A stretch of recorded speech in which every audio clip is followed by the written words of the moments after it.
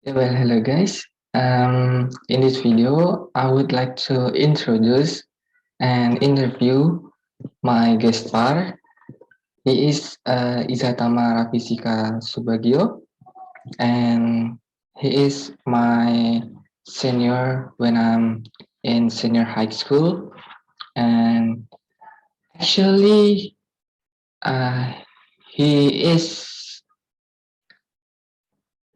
fresh graduate from University of Erlangga, and let's go check it out. So, before we started, I would like to give you some disclaimer that in this interview, we will use in bahasa. So, let's see. Halo, Assalamualaikum Mas Izatama. Waalaikumsalam. Waduh, sudah lama nggak ini nih, nggak berjumpa nih kita nih. Iya nih Mas. Gimana Mas kabarnya Mas? Aduh, saya baik Mas. Gimana Mas kabarnya Mas Iza sekarang? Gimana? Gimana kabarnya Mas Iza sekarang? Oh, baik juga Mas. Sama. Alhamdulillah Sehat ya? sehat. Udah kena COVID belum? Wah, jangan dong ya. Jangan dong. Pengen. Aduh. Sekarang di sana pukul berapa Mas? Kebetulan kan Mas Gimana Izatama. Mas? Suaranya putus-putus. Oh, putus. Di sana jam berapa? Katanya saya dengar Mas Izatama nih lagi ini di luar kota. Saya di mana? Saya di rumah Mas. Tadi baru pulang. Oh, baru Perjalanan. pulang. Di luar kota Mas perjalanan. Pulang baru sampai. Ya ini langsung ngerekord. Udah Mas. Mas. Di sini saya nih mau menginterview Mas Izatama kan di sini kebetulan saya kenal dari teman saya. Masnya kan katanya fresh graduate dari Universitas Erlangga, anjay. Dari um, lulusan sastra Jepang, betul ya Mas?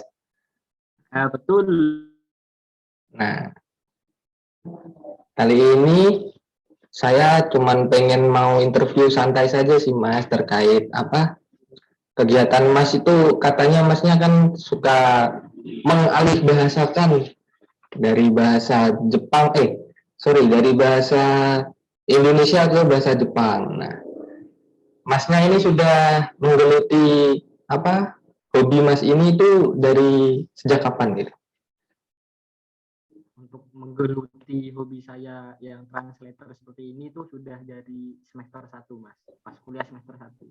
Oh, kuliah semester 1. Itu tepatnya tahun berapa ya? Masnya lulus tahun berapa kemarin tuh? Saya lulusnya tahun 2017. Berarti semester 2017. Berarti semester 1 2013. oh, 2013.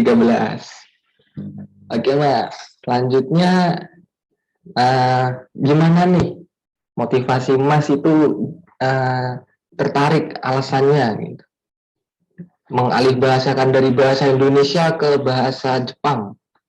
Apa motivasi dan ketertarikan Anda gitu? Kalau motivasi saya sendiri itu ya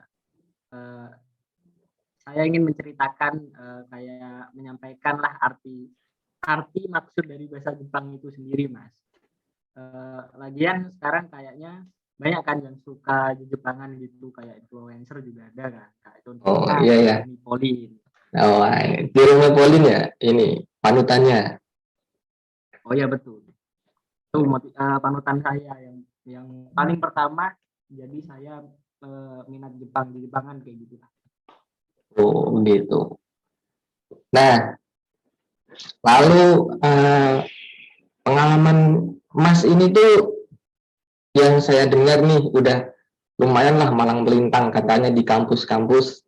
Masnya sering mengisi acara gitu. Bisa diceritakan gimana Mas pengalamannya? Oh, buat pengalaman saya itu lumayan lah ya Mas ya. Ngisi kayak contohnya kayak ngisi event Aduh. juga pernah itu, terus saya juga pernah ngisi audio di salah satu audiobook website komik Jepang kayak gitu Mas. Oke, maaf tadi ada kendala ya. Oh iya Mas, tadi saya itu nge-lag keputus Mas. Pak, ini saya juga kita lanjutin lagi lah ya. Eh, Kalau boleh tahu nih, suka dan dukanya itu apa aja Mas di dunia interpreting ini? Kan banyak banget tuh. Dari pengalaman Masnya tuh pasti ada lah suka dukanya. Kalau sukanya sih ya banyak Mas. Kayak misal nambah relasi gitu, terus nambah-nambah uang saku. Juga kadang juga dapat bonus gitu. Terus bisa nambah skill saya Mas, biar bisa lebih lancar lagi dalam translate bahasa Jepang. Kan kita tahu ya Mas ya, kalau ahli bahasa itu harus spontan banget lah ibaratnya. Jadi kita harus respon cepat gitu, translatingnya kayak gimana gitu. Nah itu kalau yang kurang pengalaman sih bakal kesusahan. Kalau buat dukanya sih paling biasanya cuma diceng-cengin kayak wibu, dasar wibu. Wibu tuh pasti bau bawang, oh ya, bau bawang tuh pasti udah melekat lah ya, ya sama di Jepangan tuh udah. Melekat mendarah daging. Oh, mendarah daging biasanya. Oke Mas, yang selanjutnya tantangan apa sih yang Mas rasakan ketika menginterpret sebuah bahasa gitu?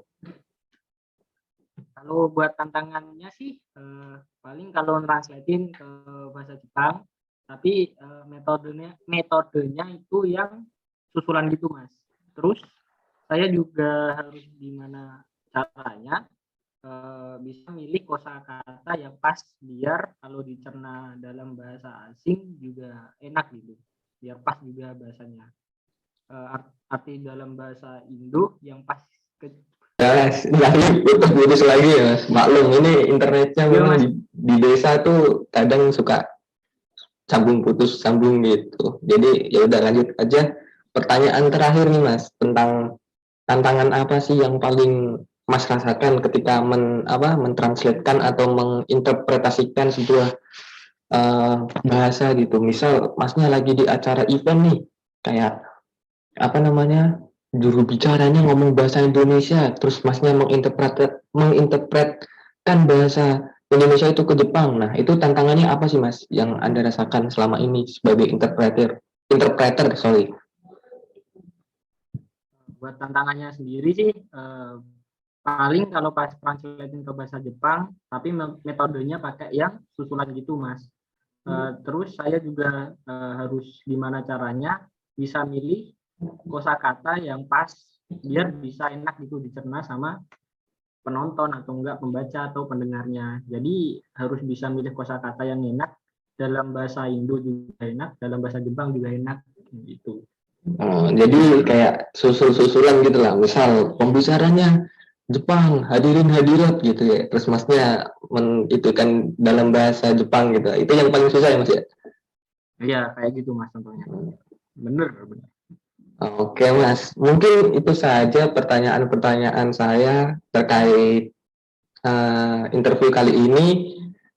Mungkin suatu hari nanti kita bisa ketemu langsung ya, karena ini terkendala jarak gitu. Saya lagi di tempat kuliah, Masnya kan lagi di kampung juga katanya. Oke, terima kasih untuk interviewnya Mas malam ini.